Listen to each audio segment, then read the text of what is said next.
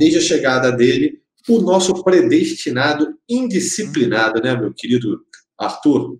Gabigol, né? Gabigol totaliza hoje, se não me engano, se eu não estiver errado nas contas aqui, 6 expulsões, desde que chegou ao Flamengo. 5 ou 6.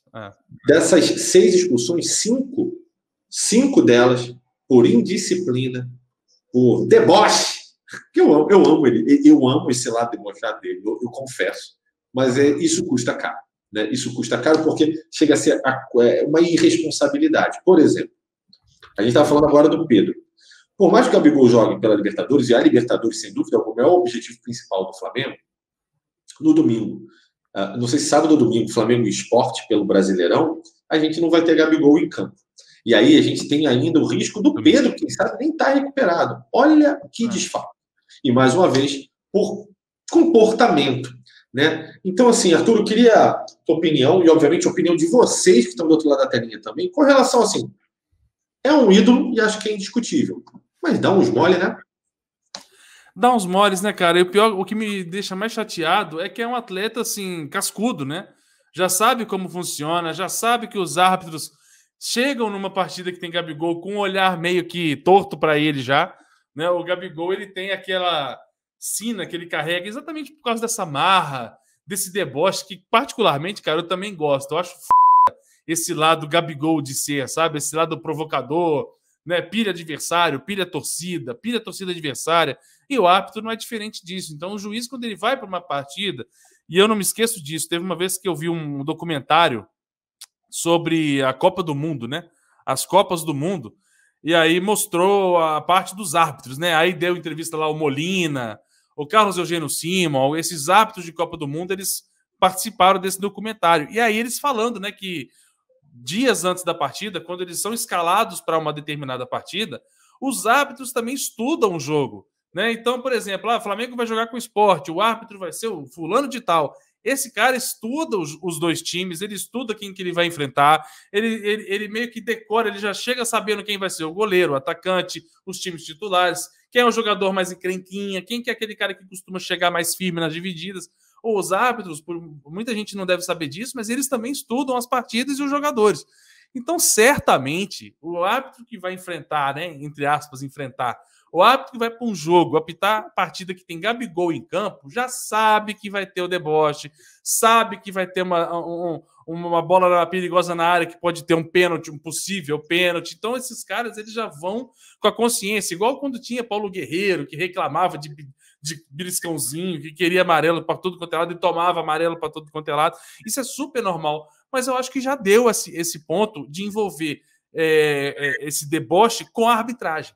É um deboche que é legal para a torcida compra esse deboche quando é contra o adversário. É muito legal o Gabigol fazer gol no Grêmio, lá em Porto Alegre, e fazer 5 com a mão, né? Fazer debochezinho, é muito legal. Agora, você não vai ganhar nada peitando o árbitro. Não foi a primeira vez, o Perrota falou bem, né, que a questão, o Renato Andrade comentou, Arthur, isso aí que você falou é parcialidade, árbitro deve ser neutro, com certeza, meu amigo. Mas o árbitro, às vezes, quando ele se depara numa situação dessa, alguns gostam mais de aparecer. Então, às vezes, eu até brinquei com isso com meu pai, né, assistindo o jogo contra o Inter, eu falei com meu pai assim, pai, esses árbitros, eles devem ter um grupo no WhatsApp, né, tipo assim, um grupo no WhatsApp, tipo assim, árbitros do CBF. A hora que algum expulsa o Gabigol, esses caras devem ir à loucura no grupo, tá ligado? O cara que expulsa deve ser endeusado, tipo, olha aí, expulsou o Gabigol, expulsou o Gabigol, tá ligado? É igual quando você tá no grupo de amigos, todos solteiros, né, pra gente não tomar nenhum processo, nenhum divórcio, nem nada do gênero, e um deles pegar uma mulher maravilhosa e você falar assim, aí o cara lá, ó, o carinha lá, parece que é comemorado isso, é isso que eu quis dizer, tá, meu amigo? Mas é óbvio que o árbitro não pode se colocar nesse papel, mas eles se colocam nesse papel. Mas eu acho que cansou por vários motivos. Primeiro que é como o Perrotinha falou, não é a primeira vez, né, a quinta que isso acontece. E dentro dessas 5, teve uma específica, ainda na época de Jorge Jesus, em 2019, que o Gabigol faz a mesma coisa. Ele vai peitar o juiz, quando o juiz encerra o primeiro tempo, ele vai peita o juiz dá amarelo para ele, ele vira e aplaude o juiz. A sorte é que ali ele não tomou o segundo amarelo, não tomou o cartão vermelho, né? Igual o Léo Nascimento tá falando. E olha que não foi nem o árbitro ontem, foi o quarto árbitro. mas o quarto árbitro também é árbitro, né, meu amigo? Então, ele tem essa autoridade de dedurar, cabe ao árbitro confiar, e óbvio que eles confiam, igual quando o bandeirinha marca falta. Bandeirinha não tem que marcar falta, mas ele pode marcar. Enfim, são coisas que o futebol nos explica, né? Infelizmente, são as regras.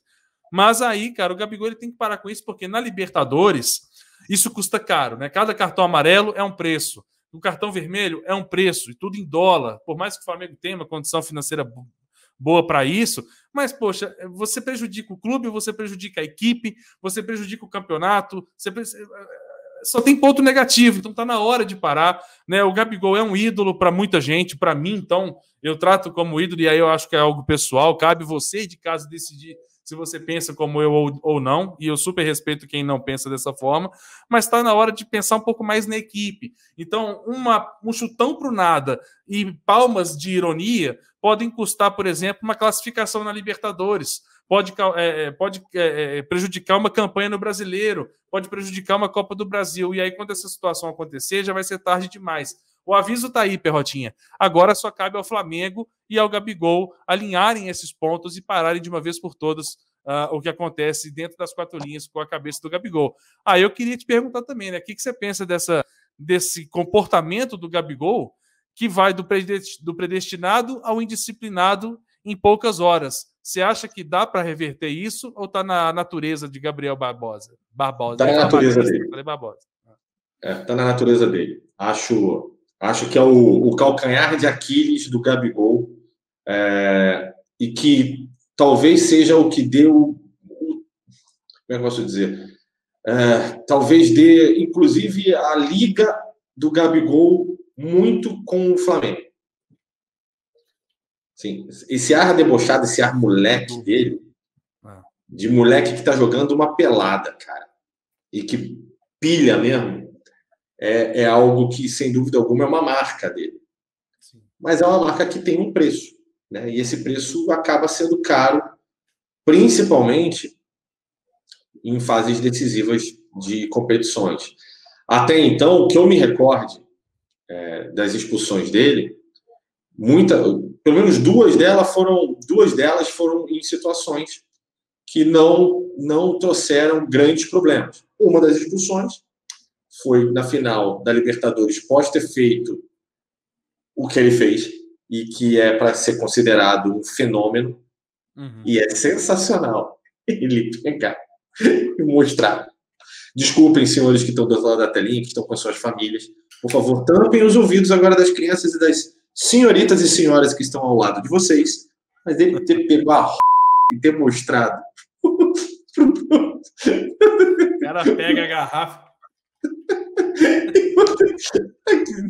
É um absurdo, mas já era 50 do segundo tempo, não trouxe grandes problemas, o cara já tinha mitado.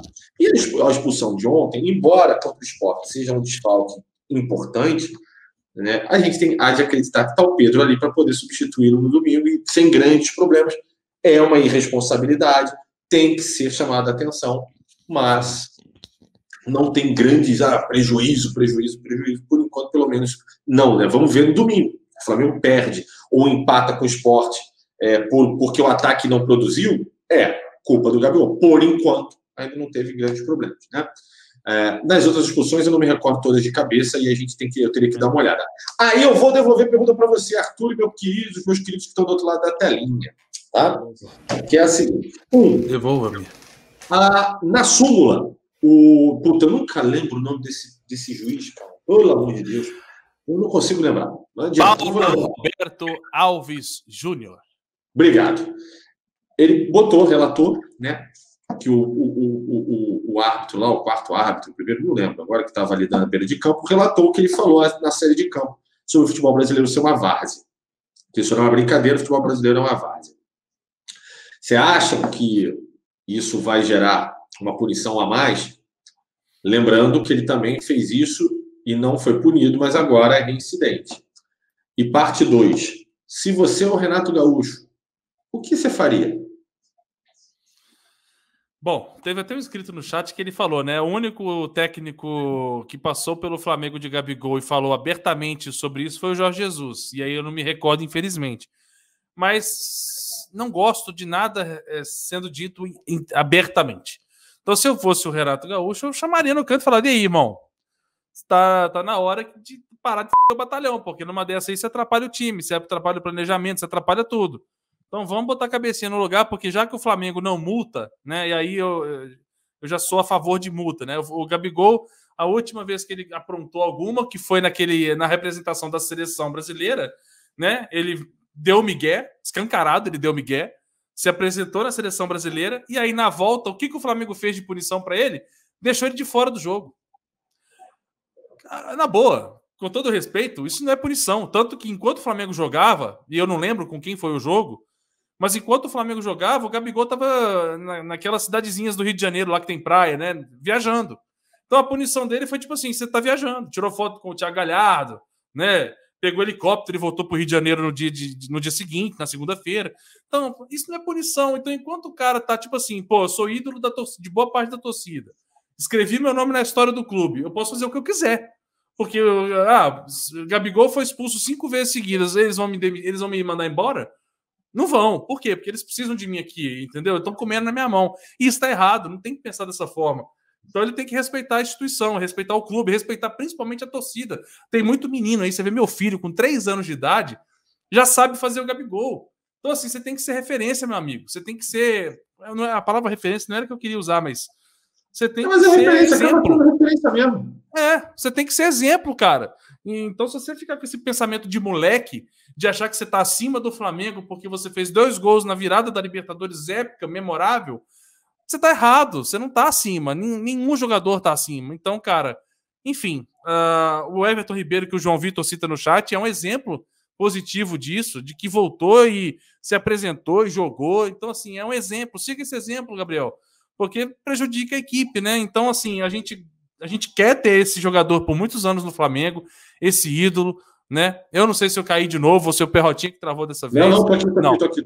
Mas, enfim, eu só sei que, cara, tá na hora de dar um stop nisso, porque é aquilo que eu falei antes e que o Edmilson frisou também no chat, que isso custa caro. Libertadores é ida e volta. Se a gente perde uma situação, um jogador desse porte, que é um jogador que é bom de bola, que é craque, decisivo, que o zagueiro adversário, ele fala: opa, nós vamos enfrentar quem? Flamengo. Pô, zagueiro, cuidado aí que tem Gabigol no time dos caras, hein? Cuidado. E aí? Entendeu? Então, numa situação dessa, você prejudica tudo. Nós temos que ter esse cara dentro de campo. Então, assim, sou a favor de questão de multa, né? Sou a favor de punição de verdade para que isso seja cortado pela raiz. Enquanto não tem multa, enquanto não tem punição, ele come na mão, né? O clube come na mão de Gabriel Barbosa. Então, assim, tá na hora de passar esse pensamento de moleque para pensamento de um homem decisivo, um homem que a nação inteira admira e bota fé, né? E que, além de tudo isso, tem crianças, jovens, de todas as idades, de todos os públicos, que tratam esse cara como um exemplo. Então, você tem que deixar de ser moleque um dia na vida, e esse dia é agora, né? Já passou um pouco da hora, mas esse dia é agora. Então, a gente espera agora o Gabigol tem uma conversa com o Renato. O Renato é um bom para conversar com isso, é um cara gestor de elenco, né? Então, assim, eu espero que o Flamengo consiga gerir essa crise de Gabigol internamente e que o Gabigol aprenda de uma vez por todas que o Flamengo precisa dele. Muito bem. Chegou o superchat aí do Makarov. A marra do Gabi me lembra um pouco do jeito de ser do Romário, mas o baixinho era gênio. Gabi não é. Ele precisa conter a marra e deixar ela fluir fora de campo. Dentro ele já prejudicou muito o time. E é verdade. Ele prejudicou bastante, sim.